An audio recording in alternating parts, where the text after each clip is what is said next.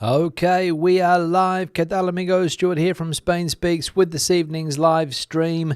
7:40 p.m. It is the 17th of February, the month flying by, as I always say. Here at the moment, very, very fast moving are the months, that is for sure. Now, we're going to be taking a look at some of the main stories that have caught my attention in the press here today in Spain. We'll look at some comments that have been left on the channel in recent times by viewers. Also, we'll go into the live chat section around the 20-minute mark and say hello to the people in that live chat and see if there's any activity in that live chat section. We will see. Now we'll get straight into the news, and the Spanish Prime Minister, for the umpteenth time, promising more homes here in Spain. A new plan apparently has been announced, but some people are a little bit skeptical of the Prime Minister's plan, as we can see here. Spain's new España Crece, or Spain Grows housing fund, would take 45 years to close the housing gap. Spain's housing shortage is so severe that the newly announced España Crece fund would take an estimated 45 years to resolve it at its planned pace, if I can get that out. Prime Minister Pedro Sánchez said the fund would mobilise 23 billion euros to build 15,000 homes per year. However, the Bank of Spain estimates the country lacks around 700,000 homes, meaning the target would not be met until around 2070. Industry sources question whether these 15,000 homes are the same as those previously announced under an earlier EU-funded housing industrialisation scheme that has yet to materialise. The 23 billion euro figure includes private capital and European loans channelled through the state-backed ICO bank, which will receive 10.5 billion euros in additional funding. Only 1/6 of the total mobilised funds would go towards housing. So the current Spanish government, it seems, unable to fix the housing crisis. As I said, not sure how many plans have been announced, how much money has been touted to fix this housing crisis here, but the government unable to lay a brick, it seems. And I don't mean that in any other way than the traditional use of laying bricks. So as we can see here, the new housing plan, España Crece, translation would be Spain Grows, and the government promising more money, but as I just mentioned, where is the money? Where is the money? That is the question. Where is the money, Pedro, for the homes that you have promised to be that would be built by now, but unfortunately it hasn't happened, or at least not as fast as the population needs it to be happening. Thanks, Pedro, for that. The next piece of news, and if you're living here in Spain and expect to see a doctor this week, think again, because there is a doctor's strike and it's putting pressure on the Health Minister, Mónica García, and has threatened thousands of appointments. Spain's Health Minister, Mónica García, is facing mounting pressure after a nationwide doctor's strike began this week, marking one of the most significant medical protests since the mid-1990s. The strike, running until Friday and set to continue intermittently between March and June, stems from doctors' dissatisfaction with the proposed reform of the 2003 framework statute regulating healthcare workers' conditions. Medical professionals argue the draft fails to address key long-standing demands, including a 35-hour work week, limits on 17-hour on-call shifts, recognition of years spent in specialist training, fair acknowledgement of responsibility levels, and the possibility of early retirement. They are calling for a dedicated statute reflecting the unique nature of their profession. The dispute intensified after the ministry negotiated primarily with major trade unions rather than medical representatives. While doctors maintain the strike aims to improve long-term patient care, thousands of appointments across Spain's public health system are now at risk of disruption. So yet another problem for the current government, doctors on strike. And when doctors are going on strike, things must be pretty bad because the population suffers directly. Of course, operations are cancelled unless they are life-threatening. Other appointments that are not considered to be urgent are put back or postponed or cancelled altogether, and this is happening at a national level. So as I said, if you were planning to see the doctor this week in the National Health Service here in Spain, you might want to reschedule that appointment if you can, or maybe, if you're lucky, they will reschedule it for you. So we'll see if the government can sort this one out, or if the minister in question there, Monica Garcia, who is a doctor herself, I think, before she became a politician, can sort this one out. Let's see if they can. So another problem there for the long list of problems here.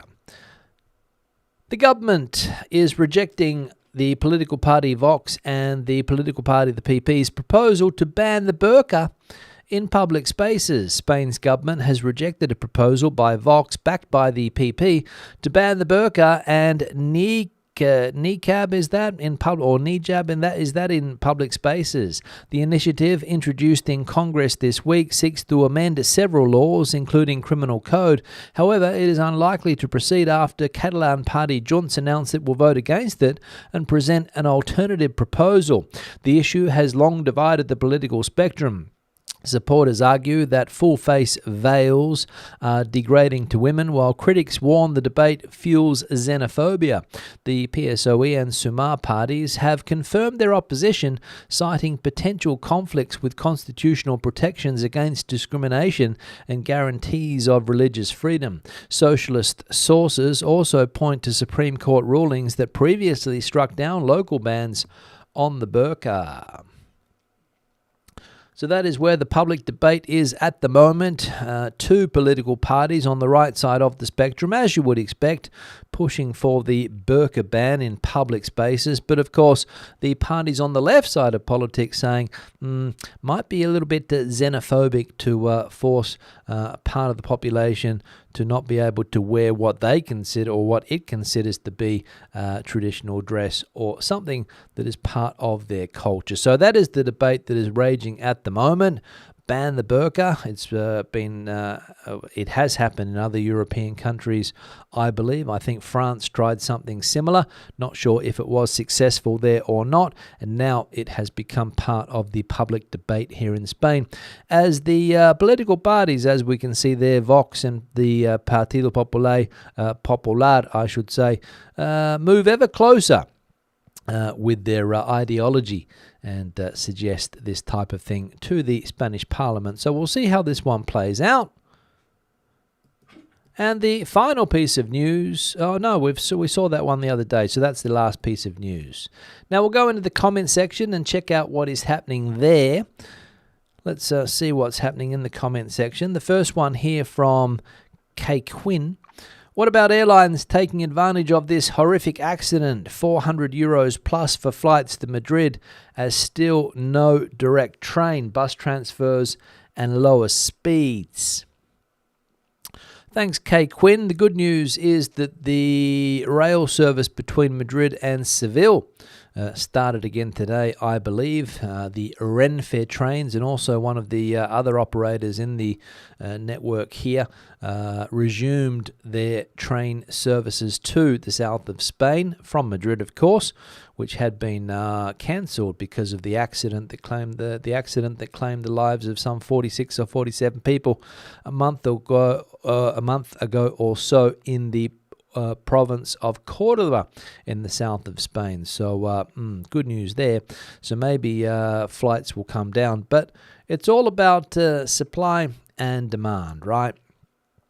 When it comes to planes and their ticketing systems, and if they know that there's a lot of demand, the prices go up, which is how this business model that we currently all live in works, right?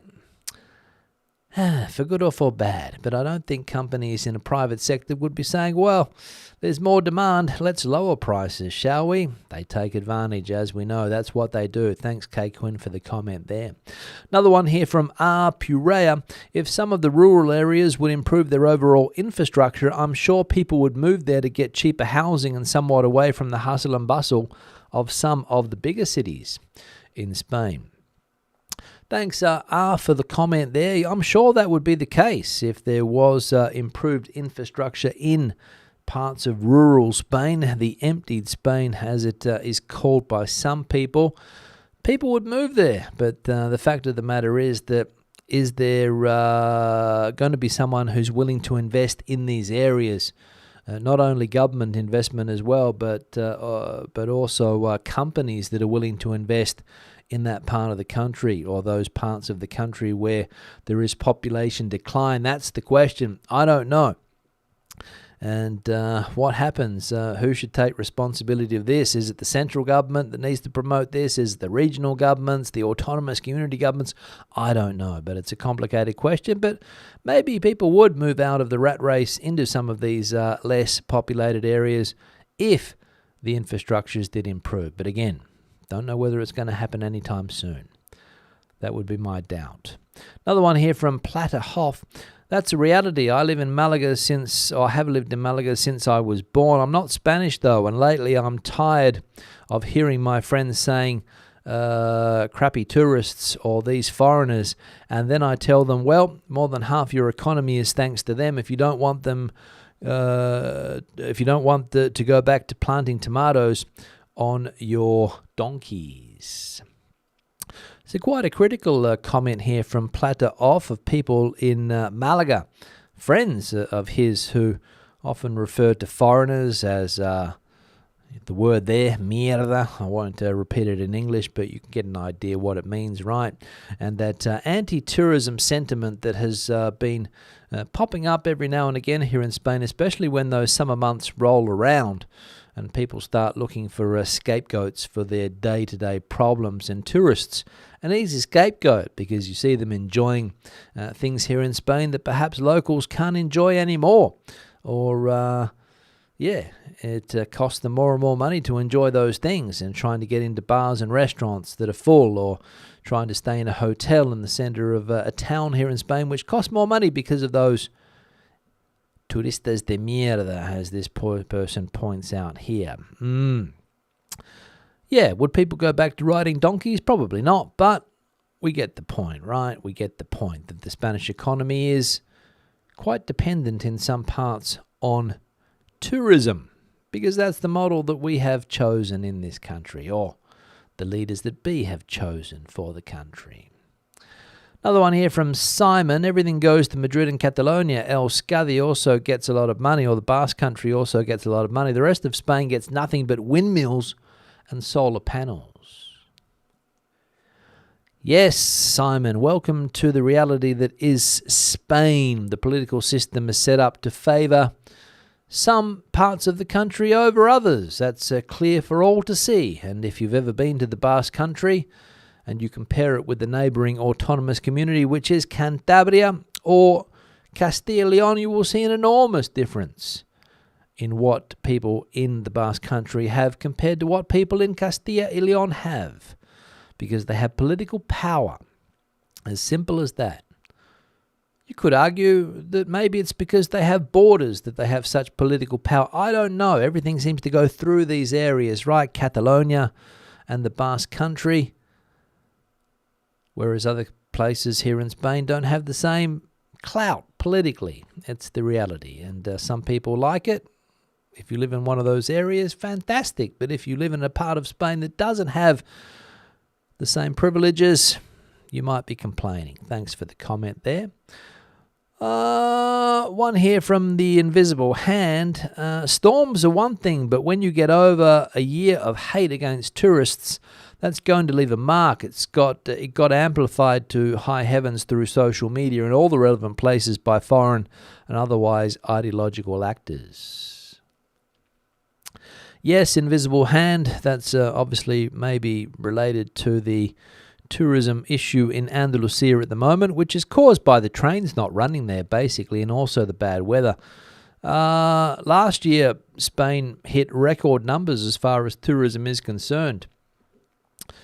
Some 97 million international visitors came to the country, despite the protests from some agitated locals who took to the streets a couple of years ago with water pistols to try to get their point across to the tourist who was doing nothing more than trying to enjoy a meal on a Barcelona sidewalk. But anyway, yeah, it hit the international media, as many things do nowadays. People come to their own conclusions when they are bombarded by these things.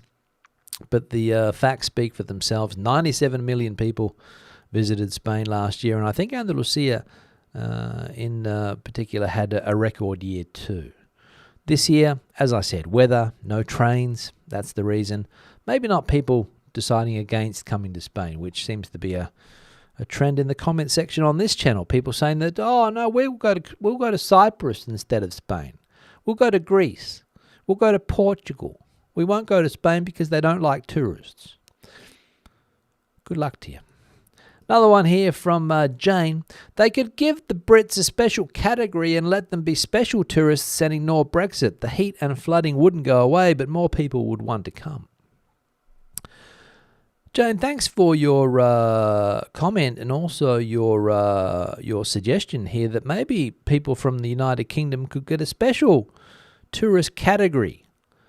So when you come into the airport, everyone else is in the line that they would be in. All of the third countries, you could have the European Union. The little special queue for the British to go through there because as special tourist here in Spain. Well, not going to happen. So let's not dream about things like that if you're living in the UK, because it ain't happening. It ain't happening. Brexit is Brexit. Hasta luego. And one hit from Gold Geologist. Amazing how every business is a capitalist when profits are made, but socialists wanting government help when times are tough. Save for a rainy day is what I was taught. I hope everyone is safe and well. That is a significant percentage of GDP, talking about the Andalusian economy. And thanks, Gold Geologist, for the comment here. Yes, businesses. Interesting debate, right? Capitalists when things are going well, socialists when they're not. Where's my money?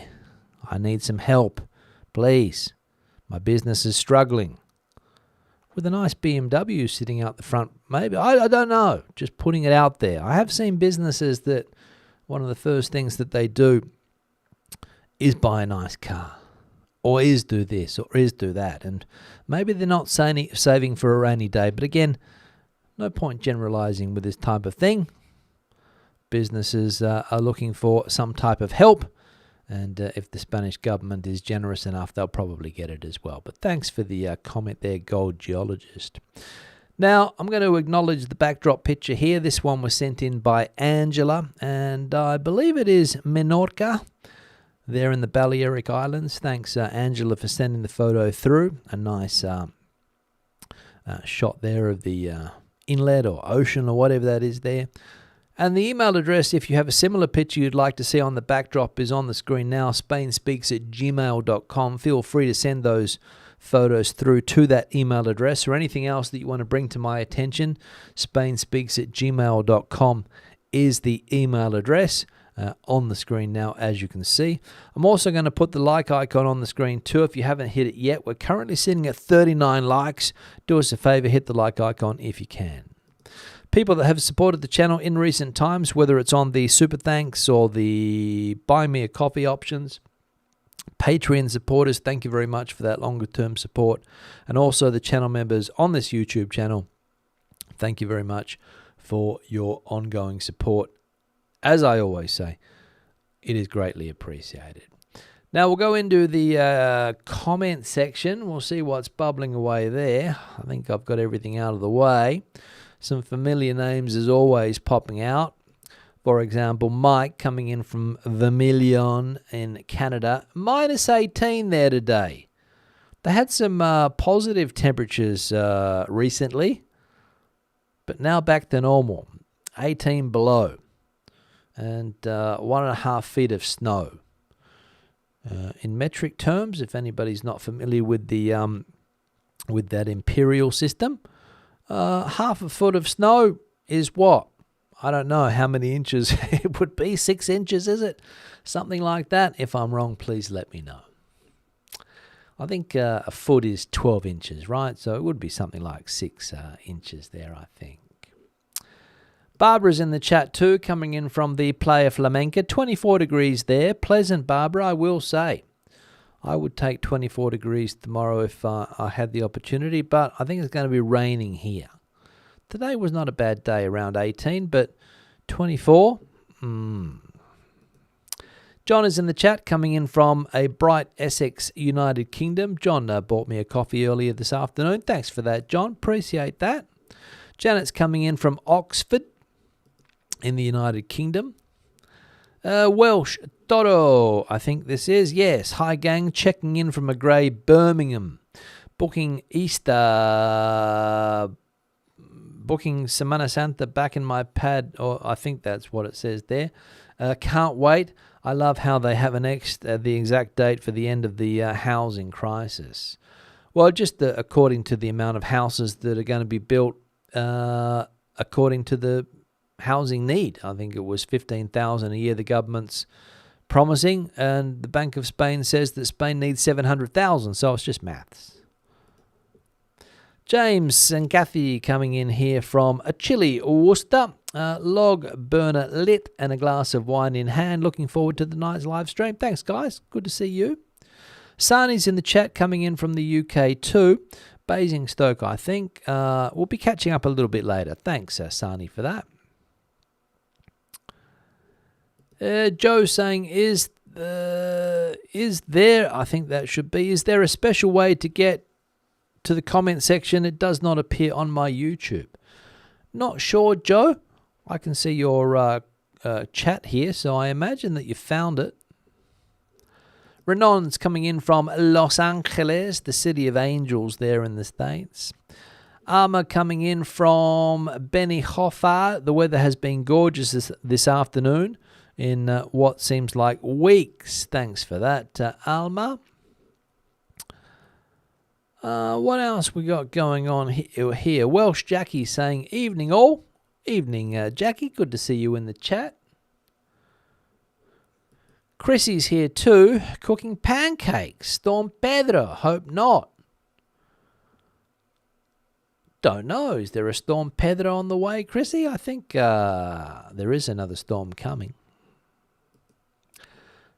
Didn't know its name was Pedro, so we'll have 2 Storm Pedros in Spain. One controlling the government and another meteorological storm. Rainy San Diego, according to Marianne, checking in to learn about the events in Spain. Thanks, Stuart. Thanks, Marianne, for tuning in. What's this? It is a lot of non-something. Thanks for that, Henry. Is that nonsense, I think, is the word there? Not sure. Kathy's in the chat here as well. Nice to be with you live. What a beautiful day in Playa de Xeraco. Thank you, and God bless. Thanks for that, Kathy. Housing crisis in Italy as well, according to Domenico. A lot of countries in the same situation, Domenico. A lot of countries. It's how they deal with it, which is the question, right? Where are the houses being built? What kind of houses are they? Don't know. Don't know. What else we got going on here? Rodham House Ranch, I think this is. Hola, love listening to you each morning while having morning coffee. You're part of the Furniture Now. Greetings from Southwest Manitoba, Canada. Presently waiting for the 2-day blizzard event. Yes, we saw another Canadian viewer earlier also saying that it's quite chilly where they are.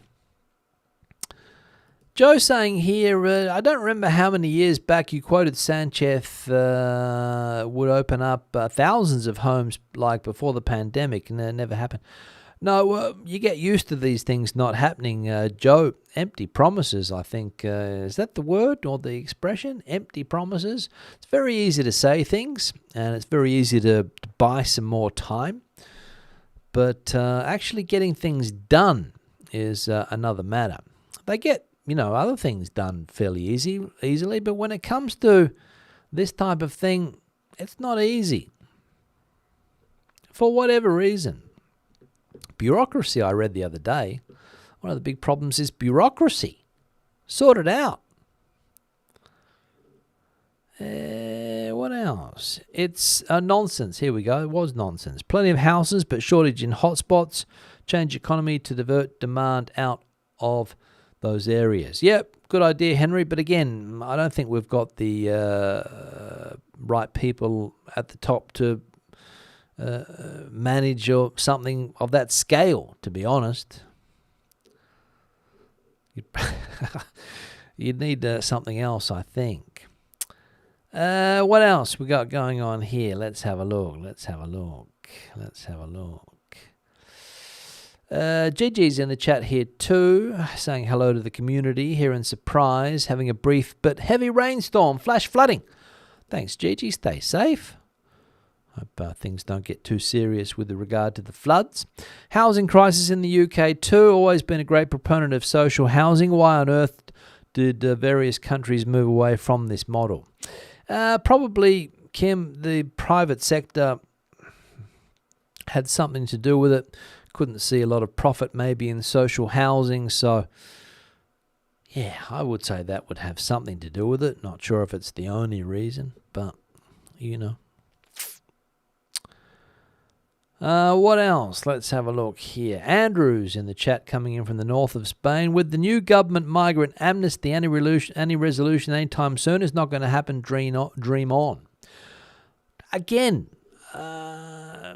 it's been talked about. Lots of things get spoken about. They make the headlines, but do they eventuate? I don't know. But all I know is there's a lot of people thinking that they're going to get their irregular situation turned into a regular or illegal situation sometime soon. So, again, don't know. The Jazz Shed coming in from Bury St Edmunds. Never miss on catch up. Great to see live. Thanks for all the news. Can we come to your mum's, my mother-in-law's apartment for lunch? A bit tight in there, to be honest, the Jazz Shed. Not sure everyone would fit in. That is the issue with that small apartment. Get Amancio Ortega to move some of his factories back to Spain near some of those empty villages. Might make life more livable there. Yeah, good luck with that also, Joe. Mr. Ortega, no plan to move his factories out of Bangladesh or wherever they're currently making that, simply because it would cost him too much money and the price of these clothes would no doubt go up and his business model would be probably destroyed. What else we got going on? Let's have a look. Can't see anything else here. 18 inches of snow is about 36 centimeters.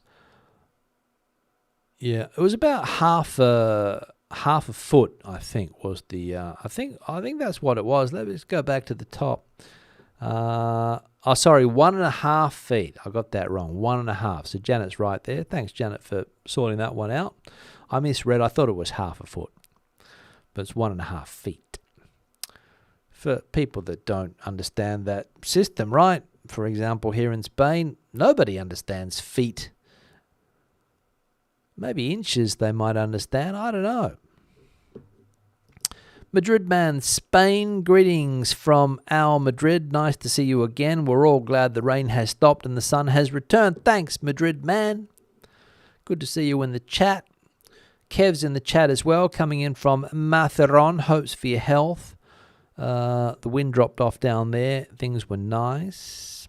Simon, don't worry. Sanchez will take care of everything. Everything will be sorted out. Good to see that Simon has faith in that. No healthcare. Well, there is healthcare, but the doctors are on strike, so maybe you've got an appointment for your tennis elbow, which has been postponed.